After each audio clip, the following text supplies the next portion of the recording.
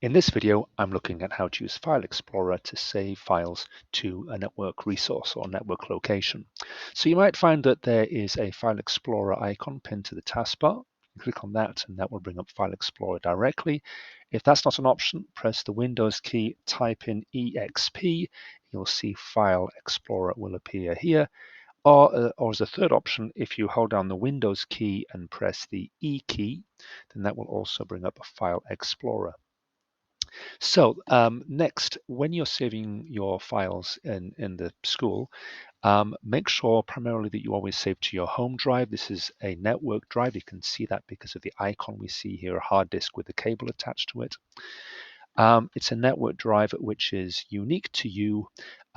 Anything you save there is saved on a file server in the school system, and any school computer that you go to, you'll be able to access those files.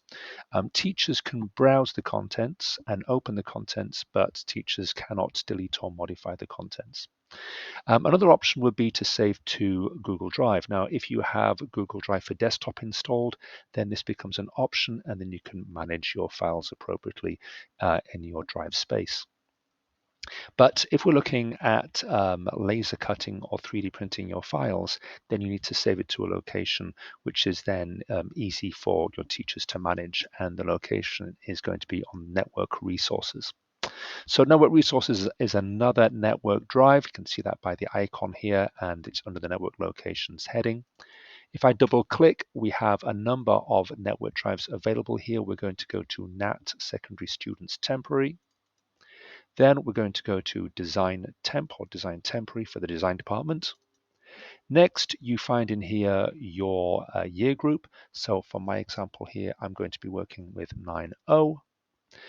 You may find there's an archive folder with previous project work, but in this example here, I'm looking at a mini project for Lego figurine display cases. So I'm going to open that folder up. And this then gives you two options. If you are prototyping files, you can save it to a prototype folder. That's if, for example, testing your ideas out by cutting them on thin card.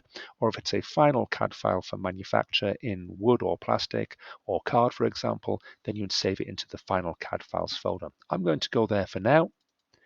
And this is where you would save your files to. When you're saving your files, can you please make sure that you start your file with your name at the beginning? And that means that when we are then collating your files together, we can quickly identify where you are in an alphabetical list. I also strongly advise you as well to work with version numbers so that you know that the version you've submitted for laser cutting or 3D printing is the correct version in relation to the file you're working on your main machine. Once it's been laser cut or 3D printed, I will then move it into the 01 have been laser cut folder. So anything that's put in here, I know has been manufactured.